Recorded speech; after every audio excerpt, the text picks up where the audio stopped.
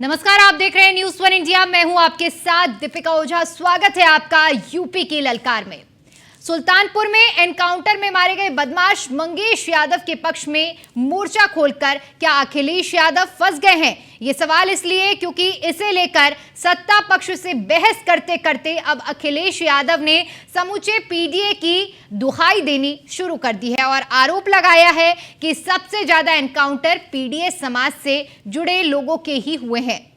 जाहिर है कि एक और हास्यास्पद आरोप है, लेकिन इस बयान के जरिए एक बात तो साफ हो गई है कि अखिलेश और समाजवादी पार्टी को असल में मंगेश यादव के जरिए एक बहाना मिल गया है, जिसके जरिए वो पीडीए वाली काट की हांडी दोबारा चढ़ाना चाहते हैं। सवाल बड़ा ये कि क्या महज वोट के लिए अपराधियों की जाति देखना वाजिब है और क्या सामाजिक न्याय की दलील देने वाले अखिलेश अपने इस कदम के जरिए सामाजिक विद्वेष फैला रहे हैं? इस मुद्दे पर बात करेंगे, लेकिन इससे पहले ये रिपोर्ट देखिए।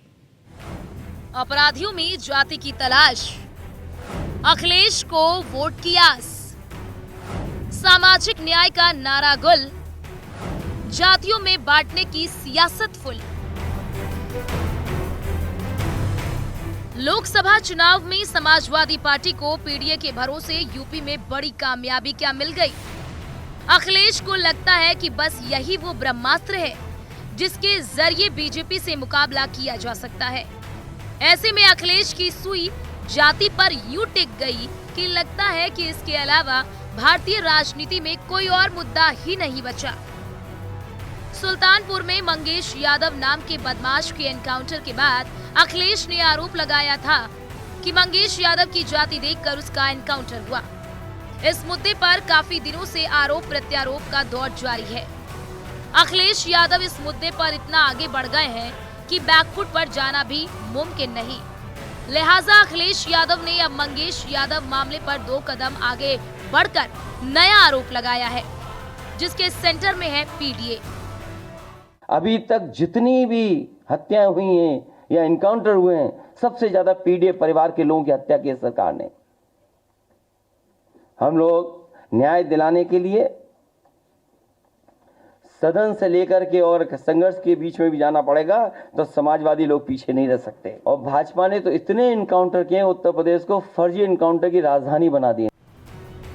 ये वही अखिलेश यादव है जो एकमात्र नेता थे जो माफिया मुख्तार अंसारी की मौत के बाद आंसू बहाने गाजीपुर पहुंचे थे।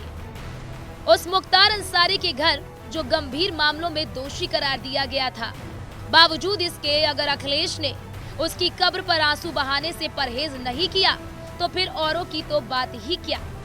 बहरहाल यूपी डीजीपी ने एक बार फिर अखिलेश के आरोपों को खारिज किया। ये जो राजनीतिक चीज़ों का कोई इस संबंध में जवाब नहीं है। मैं जहाँ तक आरोप की बात है, इसका मैं पूर्णतः खंडन करता हूँ। मैंने पहले भी खंडन किया है। किसी भी व्यक्ति अपराधी के जाति और धर्म देख के कोई कार्रवाई नहीं होती, और आज से नहीं, ये हमारी भी लगभग 32 साल की सर्विस है। पुलिस एक्शंस हमेशा से होते रहे हैं, और जहाँ भी गलती पाई जाती है, अगर किसी के द्वारा किसी व्यक्तिगत रंजिश में या पर्सनल लाभ के लिए अगर कोई गलत कार्रवाई की जाती है, तो उसके लिए इतने चेक्स एंड बैलेंसेस हैं या आपकी नज़र इतनी पैनी है कि उससे कोई बच नहीं सकता। यूपी की सियासत अपने आप में अजब राह पर चल निकली है, जहां सामाजिक न्याय का नारा देने वाले लोग पूरी बेशर्मी से सजायाफ्ता अपराधी की मौत पर आंसू बहाते हैं और एक बदमाश के एनकाउंटर को जाति से जोड़कर छाती पीटते हैं। सवाल उठता है कि आखिर क्यों? पहले सीएम योगी का ये बयान सुनिए। आप देखते होंगे जब उनके किसी एक माफिया सागिर्द को, किसी डकैत को जो पुलिस मुठभेड़ में मारा जाता है, जब मारा जाता है तो इनकी दुखती हुई नस पर जैसे पुलिस ने उंगली रख दी हो, तब ये चिल्लाने लगते हैं। आपसी मुठभेड़ में डकैत मारा जा रहा है तो समाजवादी पार्टी को बुरा लग रहा है, कह रहे साहब ये नहीं होना चाहिए। राजनीति में एक दौर था जब माफिया की घुसपैठ तकरीबन हर पार्टी में थी। सपा और बसपा तो इस मामले में सबसे आगे थी, लेकिन सब कुछ पर्दे के पीछे था। कभी कभार खुलकर माफिया छवि वालों पर ये कहकर मेहरबानी दिखाई गई कि आरोप साबित नहीं हुआ, लेकिन अब देखिए ना, वक्त बदलने के साथ ही अपराधियों और गुंडों का समर्थन खुलेआम हो रहा है। सवाल उठता है कि आखिर क्यों? लोकसभा चुनाव में पीडीए के जरिए मिली कामयाबी इसके लिए ज्यादा जिम्मेदार है। फर्जी नैरेटिव फैलाकर यूपी में सीटें भी अच्छी खासी मिल गईं। इससे पहले 3 चुनावों में तमाम कसरत के बाद भी सपा को ज्यादा कामयाबी नहीं मिली। अखिलेश को डर है कि अगर पीडीए का तिलिस्म टूटा तो फिर से उनके राजनीतिक भविष्य पर संकट गहरा जाएगा। ऐसे में जाति की सियासत के वो अकेले रहनुमा बनने की कोशिश में है। यही वजह है कि जातिगत तुष्टीकरण के लिए उन्हें किसी भी हद तक जाने से गुरेज नहीं है। अखिलेश जो कर रहे हैं ये उनकी अपनी सियासत का हिस्सा है, लेकिन एक समाज के तौर पर ये बेहद खतरनाक है, क्योंकि अगर अपराधियों में जाति देखने का ट्रेंड शुरू हो गया तो फिर आने वाले दिनों में इसके परिणाम खौफनाक होंगे। कल्पना करिए कि अखिलेश यादव किस हद तक राजनीति पर उतर आए हैं कि जिस कन्नौज रेप केस में नवाब सिंह यादव के खिलाफ डीएनए जांच की मांग खुद अखिलेश ने की थी। जब पीड़िता से डीएनए मैच हो गया तो अखिलेश ने इस मुद्दे से किनारा कर लिया। साफ है कि अखिलेश का मकसद कोई पीडीए नहीं, बल्कि सिर्फ अपनी सियासत को बचाने की आखिरी कोशिश भर है, क्योंकि उन्हें भी पता है कि 37 सीटों की लॉटरी हर बार नहीं लगने वाली। Bureau report, news 1 India. अपराधियों में जाति की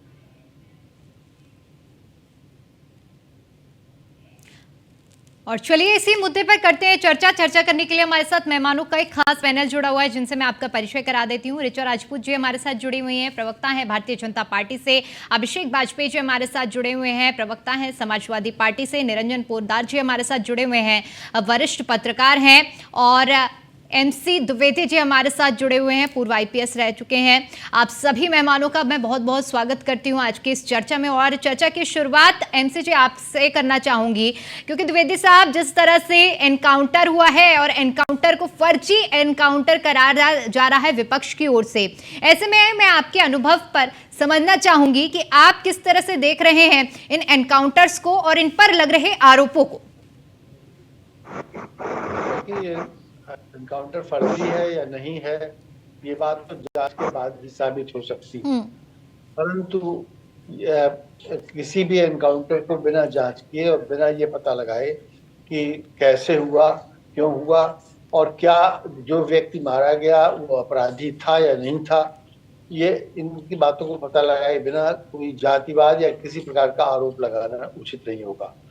दूसरी ये बात है कि जितने भी एनकाउंटर हुए हैं उनमें ये देखा जाना चाहिए कि क्या अपराधी मारे गए या बिना अपराध किए ही किसी को दंड दे दिया गया। मैं तो समझता हूँ कि जाति की बात की जाए तो सबसे पहले इस तरह के एनकाउंटर शुरू हुए थे विकास दुबे से, जिसने के 8 पुलिस वालों को मार दिया था और फिर 7-8 उसके भी लोग मारे गए थे एनकाउंटर्स में। तो वहां से शुरुआत में तो देख रहा हूँ, तो इसलिए किसी जातिवाद का आरोप लगाना उचित नहीं है। अगर कोई कहता है तो उसको तथ्य लाने चाहिए, जांच की रिपोर्ट लानी चाहिए और सही बात पता लगा के तब बात करें तो उचित रहेगा। अन्यथा केवल वोट की राजनीति है और जाति के नाम पर वोट लेके बहुत से दल खड़े हुए हैं और उन्हीं से उनका गुजारा होता रहा है और उन्हीं से बढ़ते रहे। तो वो दल ऐसा कहते हैं, लेकिन ये सर्वथा समाज के हित में नहीं है। समाज के हित में ये है कि आप तथ्य को लाइए, पता लगाइए, जांच कीजिए और तब कोई बात अपने कीजिए। ठीक है, अभिषेक वाजपेयी जी, इसी पर आपसे अब आगे की चर्चा को जारी करना चाहूंगी मैं और समझना चाहूंगी कि जिस तरह से मंगेश यादव का एनकाउंटर हुआ, एनकाउंटर के बाद लगातार समाजवादी पार्टी की ओर से और सपा मुखिया की ओर से आवाज उठाई जा रही है मंगेश यादव का एनकाउंटर आप लोग फेक एनकाउंटर बता रहे हैं। हालांकि DGP की ओर से भी आज जिस तरह से प्रतिक्रिया दी गई है, उन्होंने बताया कि किस तरह से क्या क्या चीजें हुई हैं, लेकिन सवाल बड़ा यही उठ रहा है, क्या जातिवाद इतना ज्यादा हावी हो गया है कि अपराधियों की जाति देखकर भी अब आप लोग फैसला ले रहे हैं कि बचाव करेंगे, फर्जी एनकाउंटर बताएंगे, ऐसा जो कहा जा रहा है उस पर मैं समझना चाहूंगी।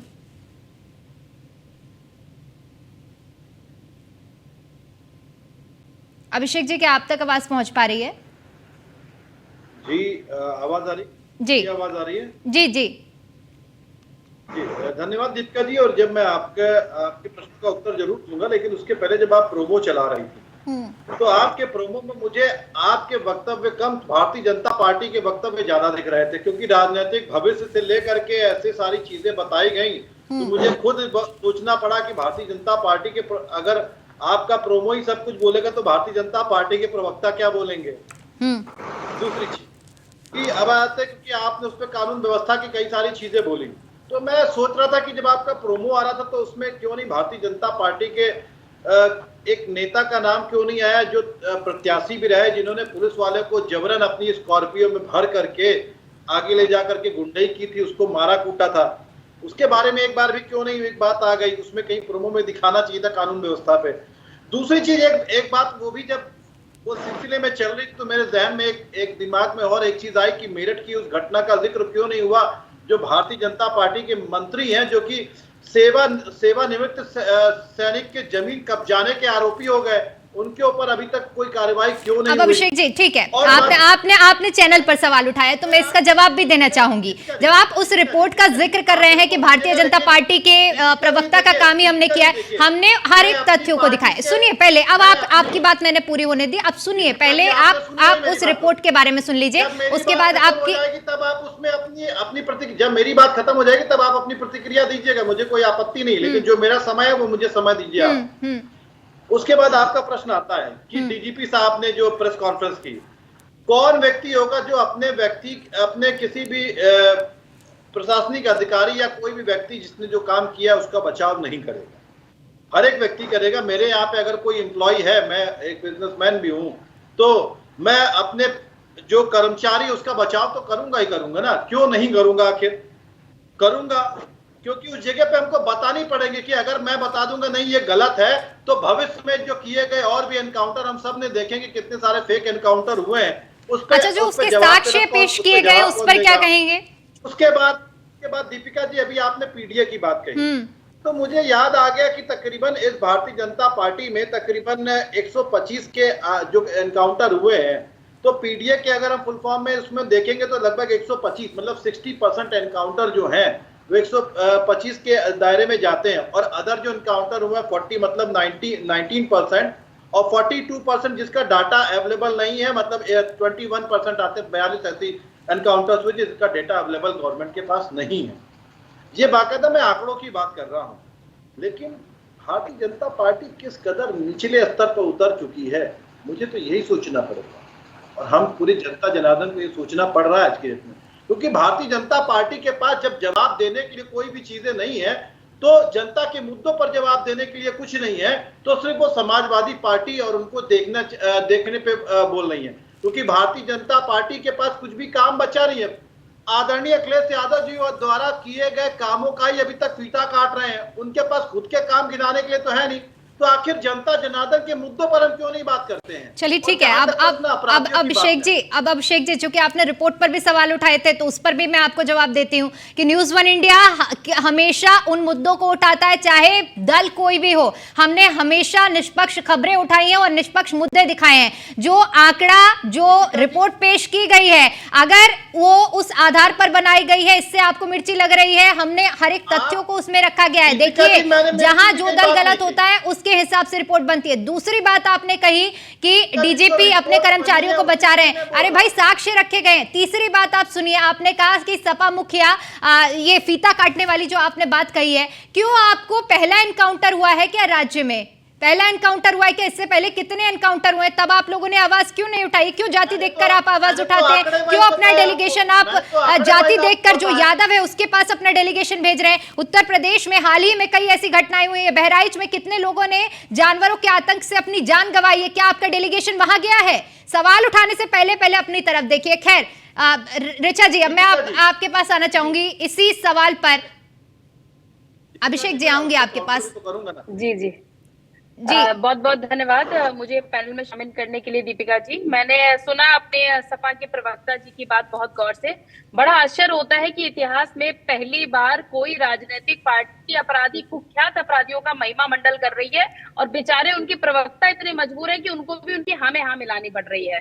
अब देखिएगा, कुछ उदाहरण बताते हैं। ये पीडीए की बात करते हैं। पीडीए में क्या जिया उल हक नहीं आते प्रतापगढ़ से, जिनको दिन दहाड़े पीट पीट के मारा गया था? ये तो अखिलेश की सरकार में हुआ था और सबको पता है कि किस तरीके से लिपापोती की गई। असल में ये एनकाउंटर फर्जी नहीं बता रहे, ये क्या कहना चाह रहे हैं कि जो इनके अब्बू जान के कार्यकाल में राजू पाल की हत्या हुई थी, वो हत्या सही थी। क्या नहीं हुई थी राजू पाल की हत्या? जरा बताइए तो। पाल कौन से समाज से आते हैं? उमेश पाल कौन से समाज से आते हैं? विकास दुबे का एनकाउंटर, वो तो पीडीए से नहीं आते हैं ना। बताइए ना, कितना आप लोगों ने बोला, क्या वो पीडीए समाज के थे? अपराधी था इसलिए एनकाउंटर हुआ। गिनती दिखाना चाहते हैं आपको। देवेंद्र मिश्रा जी जो सीओ थे, उनको मारा गया था। महेश चंद्र यादव जो सिपाही थे, उसको मारा गया था, जिसकी शादी को 1 साल नहीं हुआ था। वो पीडीए में नहीं थे क्या?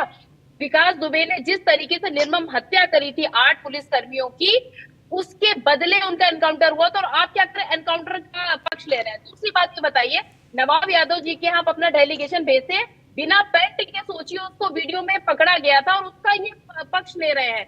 देखिए, डिजिटल जमाना है। मंगेश यादव को आपराधिक घटना करते हुए देखा गया और उसको कह रहे हैं जाति देख रहे हैं। मतलब मैंने तो अपने पूरे जीवन काल में इस तरीके का नेता नहीं देखा। और सबसे बड़ी बात है, ये पीडीए की बात क्यों कर रहे हैं? ये पीडीए की बात ध्यान भटकाने के लिए कर रहे हैं। इन्हीं के साथ ही अमेरिका में बैठ के क्या कहते हैं, हम आरक्षण को खत्म करने का सोचेंगे। अब अखिलेश जी को ये लगता है यहाँ तो हम हाथ बांध के चल रहे हैं, अब क्या करें?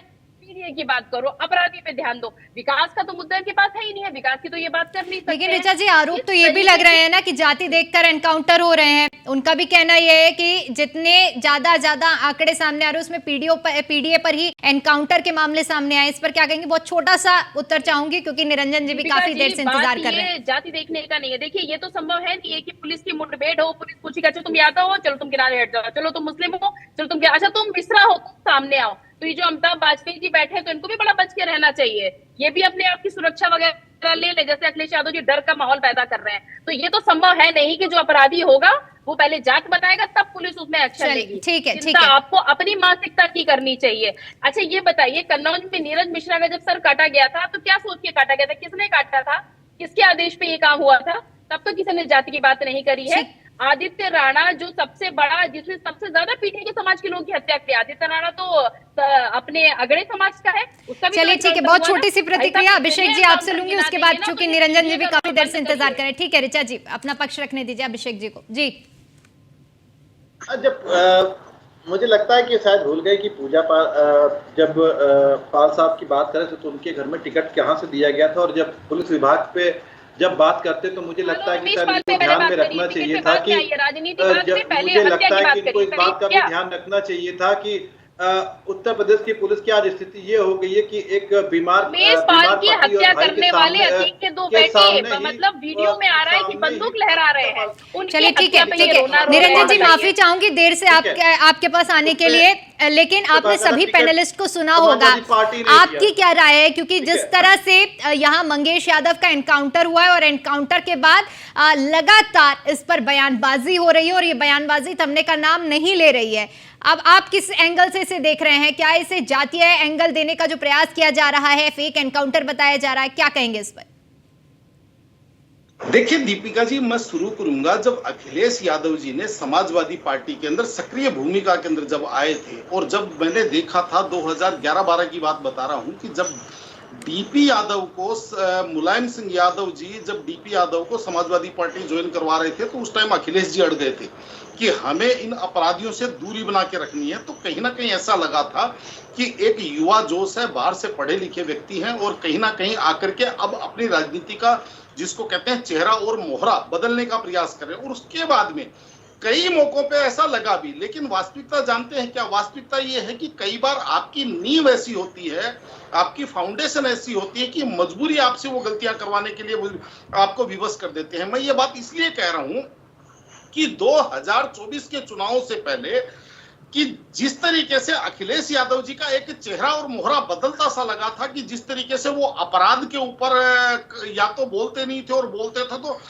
जिसको कहते हैं जो एक उचित जो भाषा होती है वो भाषा रखते थे। लेकिन वास्तविकता ये है कि 2024 की जो उनको अपार सफलता मिली। और मैं शुरू से एक बात कहता हूं दीपिका जी कि जो भी व्यक्ति सफलता को शाश्वत मान करके आश्वस्त हो जाता है, कहीं ना कहीं वो झटका खाता है।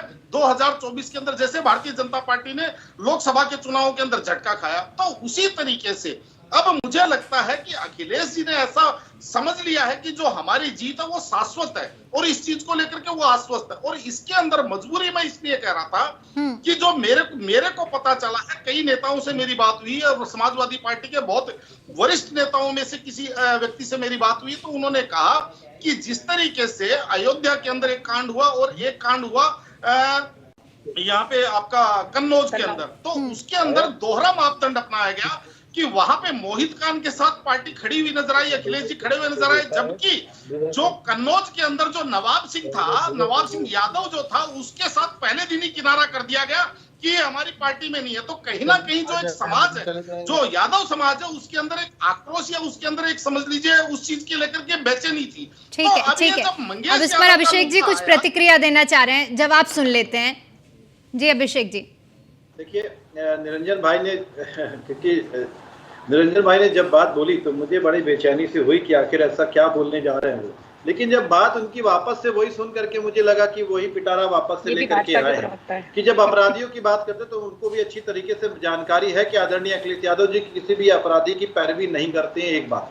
दूसरी बात, सबसे इंपॉर्टेंट चीज, जब उन्होंने इस बात को कही कि कई सारे समाजवादी पार्टी के नेताओं से, इनकी वरिष्ठ नेताओं से बात हुई और होती रहती है, तो हमारी भी भारतीय जनता पार्टी के कई सारे वरिष्ठ लोगों से बात होती रहती है, कई सारे अलग अलग नेताओं से बात होती रहती है। वो भी लोग अलग अलग चीजें बताते हैं, तो अलग अलग चीजों में निकल के आती है कि भारतीय जनता पार्टी के लोग भी कह रहे हैं हम तो मौके की ताक में है, कब थोड़ा सा और समय। चलिए ठीक है, वो आप कह रहे हैं कि आपकी बात हुई, निरंजन जी कह रहे हैं आपकी बात हुई, अब खैर किसकी क्या बात हुई इस पर हम नहीं जाएंगे। एक बहुत छोटी सी प्रतिक्रिया ऋचा जी आपसे भी और एमसी जी आपसे भी। सबसे पहले ऋचा जी 20 सेकंड में अपनी बात पूरी कीजिए।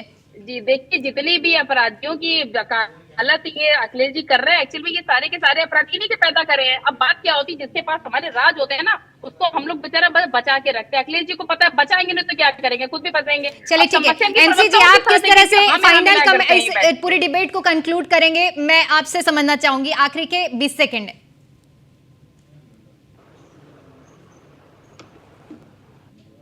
ठीक है, द्विवेदी साहब तक हमारी आवाज नहीं पहुंच पा रही है।